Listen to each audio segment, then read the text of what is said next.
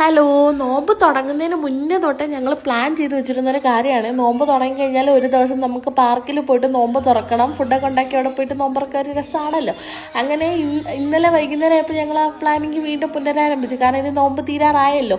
അതുകൊണ്ട് ഇന്ന് തന്നെ പോവാം, സ്നാക്സ് ഞാൻ ഉണ്ടാക്കാം, ഫുഡ് അവൾ ഉണ്ടാക്കാം എന്നൊക്കെ പ്ലാൻ ചെയ്ത് എല്ലാം സെറ്റാക്കി വെച്ചിരുന്നു. പക്ഷേ ഇന്ന് വൈകുന്നേരം ആയപ്പോഴത്തേക്ക് പൊടിക്കാറ്റ് നൈസായിട്ടൊന്ന് ചതിച്ചതുകൊണ്ട് പാർക്കെന്നുള്ളത് ഞാൻ എൻ്റെ വീടാക്കി. അങ്ങനെ ഇന്ന് നോമ്പ് തുറ ഇവിടെ വെച്ചിട്ടായിരുന്നു. അവരിങ്ങ് വന്നിട്ടുണ്ടായിരുന്നു ഫുഡൊക്കെ ആയിട്ട്.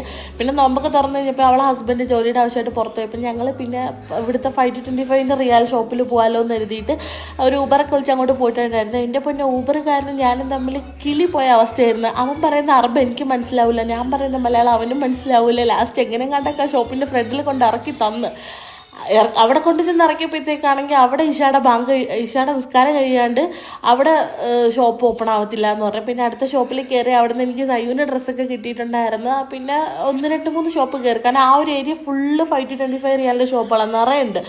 അങ്ങനെ പിന്നെ അവിടുത്തെ ഒട്ടുമിക്ക എല്ലാ ഷോപ്പിലും ഞങ്ങളൊന്ന് കയറി ഇറങ്ങിയിട്ടുണ്ടായിരുന്നു. പിന്നെ അവളും മക്കൾക്ക് ഡ്രസ്സൊക്കെ എടുത്തിട്ടുണ്ടായിരുന്നു. ഒത്തിരി കളക്ഷൻസ് ഒക്കെ ഉണ്ടായിരുന്നു. അങ്ങനെ പിന്നെ എല്ലാവർക്കും ഡ്രസ്സൊക്കെ കിട്ടിയ സന്തോഷത്തിൽ ഞങ്ങൾ വീട്ടിലൊന്ന് പാർക്കിൽ പോകാൻ പറ്റിയില്ലെങ്കിൽ എന്തായാലും